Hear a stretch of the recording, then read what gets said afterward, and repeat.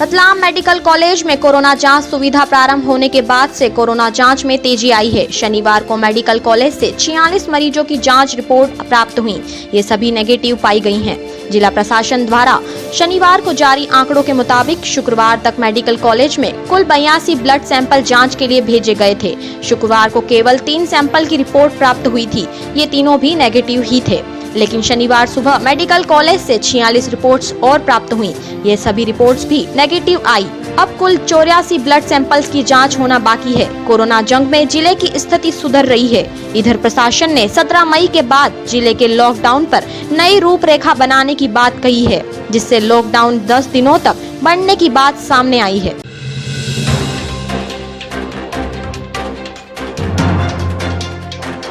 एक तरफ लॉकडाउन में सड़क पर सन्नाटा है, जिसका फायदा बड़े वाहन उठाकर तेज गति से वाहन भगा रहे हैं। शुक्रवार सुबह जावरा के समीप कालूखेड़ा गांव के पास बाइक पर नागदा से एक दंपति आ रहे थे, जिन्हें जावरा के जियो होटल के पास तेज गति से आ रहे डंपर ने अपनी चपेट में ले लिया। वहीं हादसे में बाइक चालक गोवर्धन तथा उसकी पत्नी की मौके पर ही मौत हो गई। पुलिस ने मृतक दंपति का जावरा अस्पताल में पोस्टमार्टम कर डंपर चालक के खिलाफ प्रकरण दर्ज किया है। औद्योगिक थाना जावरा एसआई फिरोज कुरैशी ने मामले की जानकारी देते हुए बताया। जी, लगभग 8 बजे की बात है। हम लोग यहाँ ड्यूटी पे थे। नागदा की तरफ से एक डंपर आया है, राजस्थान पासिंग था जो, उसी के पीछे एक बाइक सवार था जिसके पीछे उसकी पत्नी बैठी थी। वो आए तो वो पीछे से जैसे ही उसने टर्न किया डंपर वाले ने, और वो पीछे वाले पहिए में उनकी बाइक टकराई। वो दोनों जने पीछे वाले पहिए में फंस गए थे। उसके बाद में उसने डंपर को रोका नहीं और भगा के ले गया। तो लगभग 200 से 300 मीटर करीब वो यहाँ से आगे तक उसको फंसे रहे वो। फिर आगे हम गाड़ी लगा के और उसको रोकने के बाद में उसको निकलवाया दोनों को, जब तक उनकी मृत्यु हो चुकी थी। उसके बाद में उनको दोनों को CH जावरा भिजवाया। मौके पर वरिष्ठ अधिकारीगण भी आ गए थे, CSP साहब और TI साहब और शहर TI साहब और हमारे TI साहब रावत साहब भी आ गए थे। मरने वालों की लगभग क्या उम्र होगी इसमें? उनकी करीब 45 साल के आसपास थी, 45 साल, और महिला जो थी 40 साल के करीब। किस गांव के रहने वाले थे, क्या कुछ पता चला अब तक? उनका जब आधार कार्ड वगैरह हमने चेक किया तो वो रघुवीर सिंह गोवर्धन सिंह जी थे और उनकी पत्नी थी उनके साथ में। और कंसेर गांव है जो कालूखेड़ा क्षेत्र में आता है, वहाँ के थे। Thank you.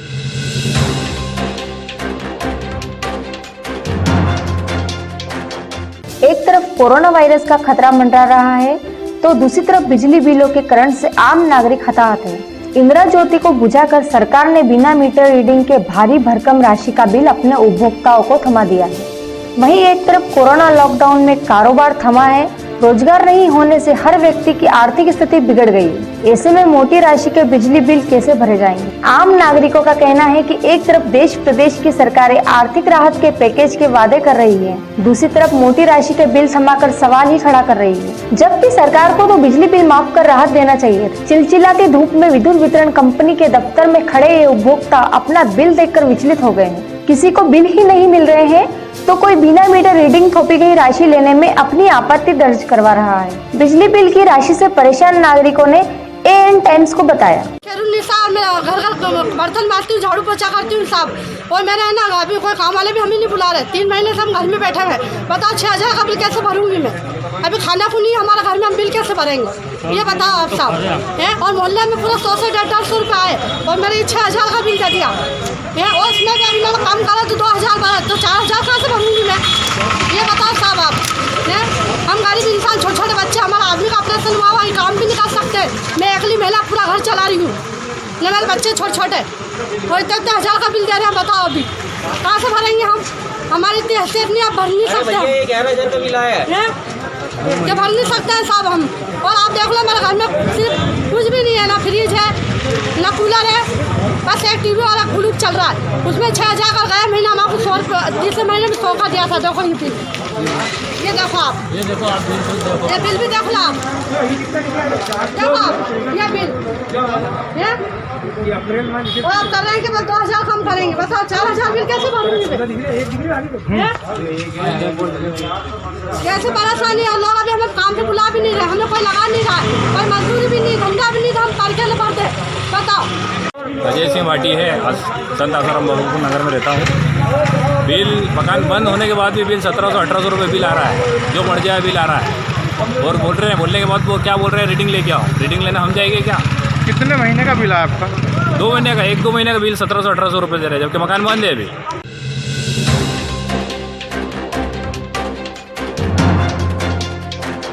राजस्व विभाग की अवैध खनन पर बड़ी कार्रवाई से खनिज माफियाओं में हड़कंप मचा हुआ है। रतलाम जिले के आलोट थाना क्षेत्र के अंतर्गत गांव शेरपुर में राजस्व विभाग की बड़ी कार्रवाई करने के लिए एसडीएम के निर्देश पर तहसीलदार दल बल के साथ मौके पर पहुंचे। उक्त स्थान से 215 रेत ट्रॉली के लगभग अवैध रेत का जखीरा जब्त किया गया। मौके पर पंचनामा बनाया गया, जबकि जानकारी के अनुसार यह अवैध रेत का जखीरा किसी कांग्रेस नेता का बताया जा रहा है। तहसीलदार BL बामनिया ने बताया कि आज जो एक अवैध उत्खनन में रेत का एक जखीरा पकड़ा है सर शेरपुर में, और आपके द्वारा कार्रवाई गई है सर, क्या है पूरा मामला सर? हाँ, वो शिकायत प्राप्त होने पर एडम साहब के निर्देश में वहाँ लेके गया क्षेत्र, तो वहाँ पर जो है वो नदी के किनारे जो है ढेर पाया गया। तो लोगों से पूछा तो उन्होंने बताया कि किसका है, तो बताया नहीं, लगभग 100 ट्राली तो उसमें जो है रेत से निकली हुई निकाली, जिससे छानना बाकी था। और लगभग 15 ट्राली जो है लगभग निकली हुई रखी थी रेत साफ थी, तो लगभग 100 ट्राली का मलबा और रखा हुआ था एक तरफ का। तो इन सबको जब्त करके हमने जब सर छनी और अनछनी कुल कितनी ट्राली रेत हो सकती है वहाँ पर? 200 करीब। सर इसी में किसी को आरोपी बनाया है सर? आरोपी जो भूमि का मालिक है उसी को बना के, किसी को बताया नहीं किसकी ट्राली है क्या है। जी सर। सर जो अभी जो वर्तमान में रेत है वहाँ 215 ट्राली, वो किसी की सुपुर्दगी में दी गई है सर? वहाँ के दोनों चौकीदार है, उनके सुपुर्द में दी गई है। क्या सर उसको भविष्य में जब्त कर यहाँ तहसील में लाने की कोई व्यवस्था की जाएगी सर? वो साधन उपलब्ध होने के लिए लाया जाएगा, नीलाम की जाएगी, उसकी अनुमति प्राप्त करने के बाद। सर क्या खनिज विभाग या आला अधिकारियों को इस मामले में अवगत कराया गया सर? नहीं, अभी मैंने कराएंगे, साफ कराएंगे, एकदम साफ कराएंगे, उनको बता दिया था।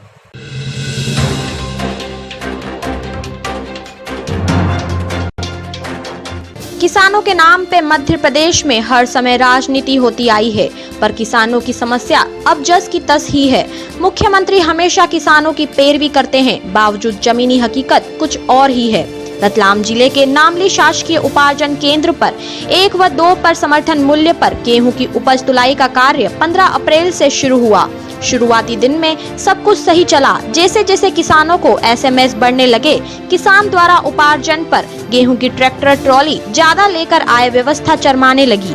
पानी की नान तो रख दी, पर कोरोना के कहर में एक ही जगह पर सभी हाथ लगाकर पानी पीने से भी किसान परहेज करते रहे। तेज धूप में अपने नंबर का इंतजार करते रहे, पर बैठने की उचित व्यवस्था तो मिली नहीं। जो व्यवस्था थी उसमें शासन के निर्देशों का पालन करें तो उस हिसाब से 10 से 20 किसान ही छांव में बैठ सकते हैं, पर 2 केंद्रों पर तकरीबन 100 किसान से ज्यादा रोज आने लगे हैं। साथ में कुछ एक के साथ ट्रैक्टर के ड्राइवर भी बैठने के लिए जदोजहद करते रहते हैं।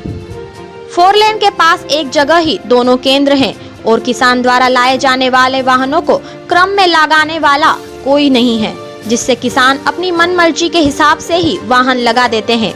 नतीजा आज तो कई बार 4 लेन पर जाम लगता रहा। नामली थाने पर पुलिस को किसी ने सूचना दी तो बल ने मोर्चा संभाला और 4 लेन व ट्रैक्टर ट्रॉलियों को नंबर से आने की व्यवस्था की गई। इसी बीच में इमरजेंसी सेवा 108 को रोड डाइवर्ट भी करते मीडिया ने अपने कैमरे में कैद कर लिया। उपज लेकर मंडी जाने वाले कृषक बताते हैं। क्या नाम है आपका? सुरेंद्र सिंह परिहार, कौन से गांव से? निवास स्थान बधुआ सर। क्या लेकर आए आज आप? गेहूँ। कैसी व्यवस्था लगी आपको यहाँ पे? व्यवस्था थोड़ी चरमराई हुई है यहाँ पे, पूरी तरह से व्यवस्था नहीं है यहाँ पे। कई किसानों को यहाँ दिक्कत भी आई है।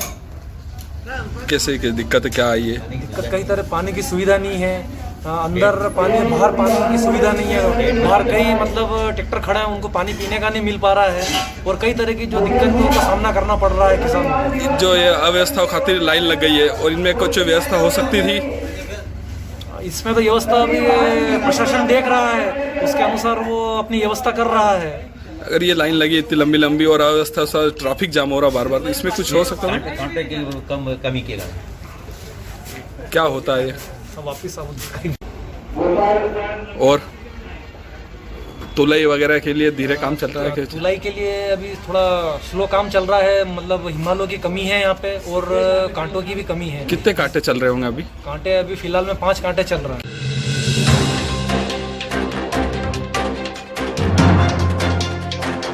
कोविड-19 कोरोना की चल रही जंग में शहर के डॉक्टर्स, स्वास्थ्य कर्मी, पुलिसकर्मी, निगम कर्मी और मीडिया कर्मी जनमानस की जान बचाने में जुटे हैं। इस मामले में रतलाम में कोरोना से एक भी मौत नहीं होना स्वास्थ्य टीम की बेहतर सेवा का ही परिणाम है।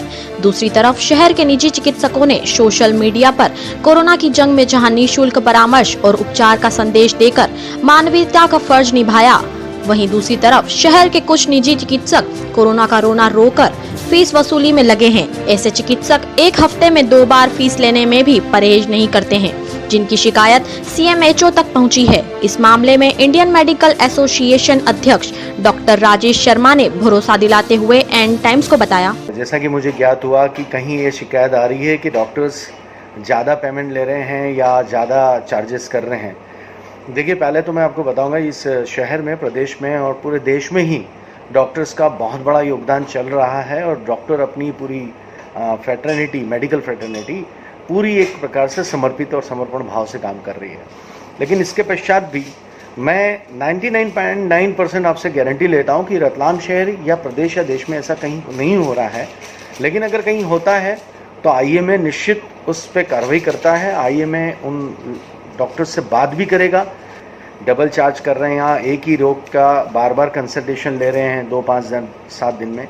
यूजुअली 1 वीक तक तो वैसे भी चार्ज नहीं लेते हैं और सेकंड फॉलोअप जो होता है that is for a different, अगर कोई एडिशनल सेकंड प्रिस्क्रिप्शन होता है तो उसकी चार्जेस लगते हैं।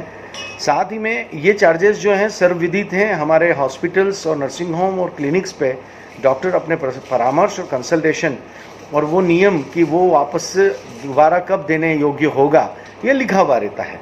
तो फिर भी अगर कहीं ऐसा हो रहा है तो आप मुझे ज़रूर बताएं। मैं अपने परिवार के लोगों से बात करूंगा, हमारे डॉक्टर से, और इस चीज़ को जल्द से जल्द सुलझाएंगे, देश हित में, राष्ट्र हित में, प्रदेश और शहर के हित में।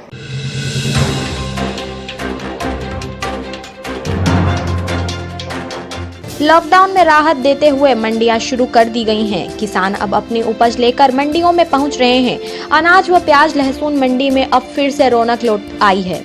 मंडियों में नीलामी के लिए नियम व शर्तें रखी गई हैं, जिसमें मंडी में आ रहे ट्रैक्टर व किसानों को सैनिटाइजर किया जा रहा है।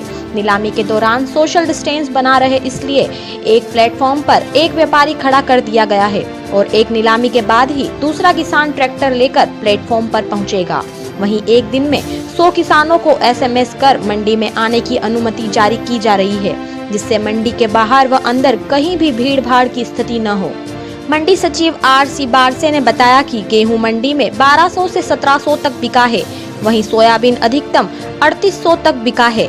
इसके अलावा प्याज मंडी में प्याज के भाव अधिकतम 610 से न्यूनतम 400 तक हैं। लहसुन में भी अधिकतम भाव 5500 से न्यूनतम 3000 तक भाव रहा है। मंडी, अनाज मंडी के लिए भी हमने 100 ट्राली वाहन की व्यवस्था की है, जिसमें सोयाबीन, गेहूं और चने की व्यवस्था है, जिसमें आज हमारे पास 66 ट्राली आई थी। 66 ट्राली गेहूं का नीलाम हुआ है और लगभग 13 ट्राली सोयाबीन का नीलाम हुआ। गेहूं हाईएस्ट में 1250 तक बिका है और नीचे में 1710 बिका है। इसी प्रकार जो सोयाबीन था हमारे पास हाईएस्ट में 3800 रुपये तक बिका है। और इसी प्रकार प्याज की जो ट्रालियाँ थी वो करीब 24 ट्राली प्याज की आई थी, जिसमें हाईएस्ट रेट 610 रुपये का रहे हैं और नीचे में रेट 400 रुपये रहे और मीडियम रहा 550 रुपये करीब बिका है। और लहसन की भी इस प्रकार से वहाँ पर 12-13 ट्राली आई थी, जिसको भी नीलाम किया गया। वो लहसन में भी हाईएस्ट हमारे 550 रुपये रहे, 5500 रुपये का, और नीचे में 3000 करीब बिका है। सैनिटाइजर के लिए हमारे स्टाफ को के द्वारा व्यवस्था की गई है कि किसानों को गमछा उन पर रखने के लिए और सोशल डिस्टेंस के लिए जो हमने व्यापारी खड़ा किया था, एक प्लेटफॉर्म पर उनको नीलामी स्थल बनाया गया था कि वहाँ पर अपना माल ला के खड़े होकर नीलाम करेंगे। और जितने भी किसानों का माल जाया था उसको ट्राली में 1 मीटर की दूरी पर प्रत्येक वाहन को खड़ा किया गया था ताकि सोशल डिस्टेंस रहे। किसानों को प्रचार करके आगे मंडी में साबुन की व्यवस्था की गई है, आप उससे अपने हाथ धोए। साथ ही सैनिटाइजर का हमारा कर्मचारी लेके घूम रहे थे, उन जिससे उनके हाथ वगैरह धुलवा गए समय समय पर, है ना। इसी प्रकार प्याज की ट्राली को भी लगभग 1 मीटर की दूरी पर खड़ा किया है। अनाज मंडी में भी जो ट्राली आई थी उनको 1 मीटर की दूरी पर डिस्टेंस रख के खड़ा किया गया था। नहीं, ये हम गाने वहाँ से हमारे तो तीनों मंडी के लिए अलग अलग व्यवस्था है। नामली के लिए 2 कर्मचारी नियुक्त कर रहे हैं हमने, जो हमको किसानों को अपने मोबाइल नंबर पर पेपर में पब्लिकेशन किए गए हैं। किसान उस मोबाइल नंबर पर बात करता है कि भाई मेरे को मुझे अपनी पुरुष लाना है, फिर मंडी से उसका रजिस्ट्रेशन करके उसको मैसेज किया जाता है कि आप इस दिनांक के लिए अपने कृषि पर ला सकते हैं। इसी प्रकार अनाज मंडी में भी 2 लड़कों को लगा रखा है, कर्मचारियों को, ऑपरेटर को, और 2 ऑपरेटर लहसुन प्याज मंडी की लगा रखे हैं। अभी हमारे पास 15 तारीख तक की बुकिंग किसानों द्वारा की जा चुकी है। लहसुन में भी हो चुकी है, गेहूँ में भी हो गई, नामली के लिए भी निरंतर जारी है।